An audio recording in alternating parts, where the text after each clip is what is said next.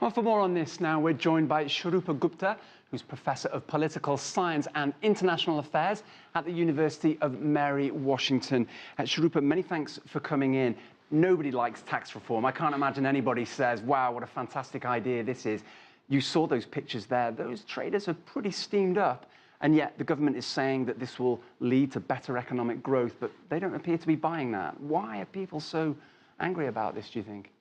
Well, I think part of the problem is that the tax reform was proposed initially to be a single tax structure, whereas during the implementation process, negotiations led to a multiple tax structure. So there are 5 basic tax rates and several exceptions and exemptions. That complicates the whole tax structure, even though it's supposed to simplify it. It would be curious for people. I'm from the UK, and there is a sales tax. Everybody knows it's one rate. Here you've got, as you say, 4 or 5, lots of exemptions and so on. It took something like 14 years as well to negotiate this, so it's been a long time.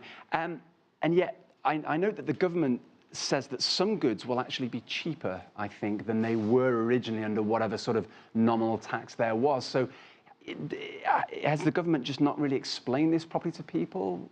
The government could have done a better job of explaining.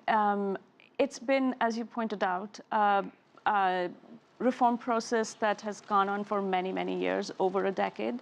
But the last bit, the implementation of the tax actual reforms, that took place within the last 8 months.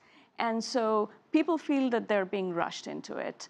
And consumers are a little unsure what to expect in the stores, whether they're going to actually see the benefits of the tax reductions that you talk of, or whether they're just going to be at the mercy of the store owners. One colleague from India who I was talking to just before we came on air said that really this is a sort of town versus country issue, that many people in India in the metropolitan areas like Delhi, Bangalore and so on, they won't really mind this because they're used to this kind of thing, but it's these millions of small independent traders in rural areas who perhaps don't even use the internet, don't have perhaps modern accounting methods. They're the ones who are going to struggle. Absolutely. Actually, that has been the biggest challenge. They don't have the manpower, they don't have the skills. Many are not computer literate, and they don't have the infrastructure. So the government has set up, has promised to set up these compliance centers, and they would have to come and stand in line. Right, so more queuing. Okay, so not only we've got complicated taxes, now they're saying you've got to queue as well. It doesn't. Or you have to pay somebody. Right. And buy computers, and that increases the And that's another outlay for independent traders. We heard there in the report, we're seeing those images of those protests, many of them, I imagine, traders who stand to be affected by this new sales tax. There's talk there from the government about unifying India. And for people who haven't been to India, it's an enormous country. People in places like Goa have very, very little to do with people in places like Bihar in the north and so on. Is there a sort of political dimension to this about trying to unify India through this taxation, and people are reacting badly to it? A unified market, I think everyone agrees, is going to be to India's benefit, to all states, to all businesses, and which is why this tax proposal actually had across the party support initially. Although politically people have opportunistically opposed it at different points, but it has had broad support.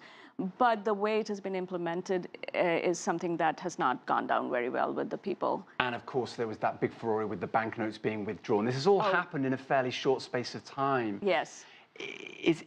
What's your view of this? Will, in 10 years, people have forgotten about this kind of these problems and say, well, that was a painful transition, but now everything's fine? Where do you see things going? Well, the next year, couple of years are going to be very crucial. If the implementation of this, the rollout goes on smoothly, people actually expect that this will give a shot in the arm to the reform process in India, which is actually very badly needed.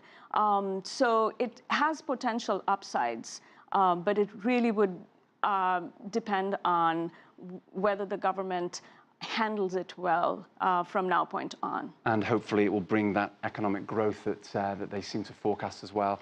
Right. We'll have to leave it there. Shruba Gupta, many thanks indeed.